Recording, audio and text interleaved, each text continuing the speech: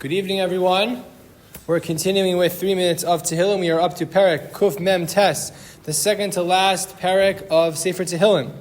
So, although this Perek is somewhat of a finale, it's the second to last Perek, as I mentioned, it has a very interesting first pasuk. It says, Hallelujah, Shiru Lashem, Hallelujah, sing to Hashem a new song, Shir Chadash, a new song, Tilaso B'Kahal Chasidim. He praises in the congregation of those who are faithful. So what is this Shir Chadash? What is this new song? So the Radak says something very interesting. He says, Klomar, lo yiyah lahem dai b'shir ma'ela haksuvim, that it's not enough with the shir, that the songs and the mizmorim and the parakim of Tehillim that are written, elahim yichadshu lo shir, that they should write new songs, compose new shiros to HaKadosh Baruch Hu. So I thought that the Radak is really addressing that at the end of Sefer Tehillim, or right before the end of Sefer Tehillim, you shouldn't think that this encapsulates what is obligated from us. We also have to start to sing new songs. And the question would be, well, why would we have to start to sing new songs? We should utilize Sefer Tehillim. So, first of all, yes, we should... Sefer Tehillim has, as we've noted many times, Rav Hirsch points this out, and many other Mefarshim, the Malbim that David HaMelech had in mind, the Jewish people for all eternity.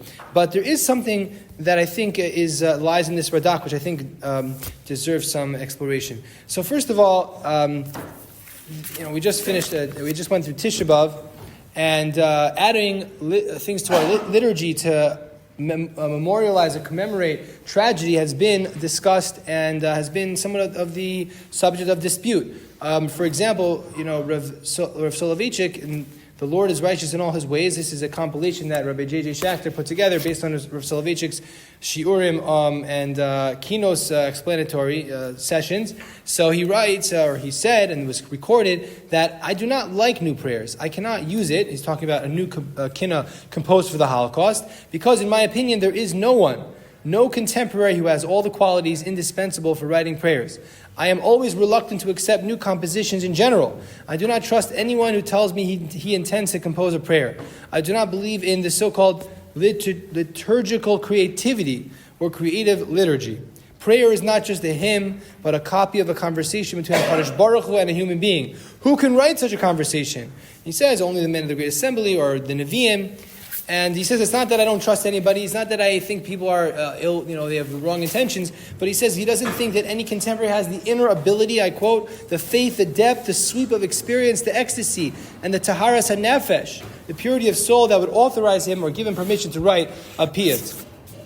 I just do not believe there's anyone today who is qualified to do this. So that was Rav Soloveitchik's approach, and it was in fact his uncle, Rav Velvel, the Brisker Rav's approach as well, and others. However, as we know, we say we recite the kinnah for the Holocaust from the Baba Rebbe, and Rav Schwab wrote a kinnah for the Holocaust, and most recently, Rav Yosef Tzvi Rimon wrote a kinnah for October 7th. And as Rav Mezer pointed out on Tisha B'Av, Rav Rimon's kinnah is actually still being written as we're experiencing the history unfold. And he actually updated it for this year to incorporate some of the war with Iran. So I think what the point is that yes, these were tragedies, and there's a discussion about memorializing tragedies, but the Radak is pointing to us that it's not just about tragedies and how we write new kinos or memorialize these terrible events.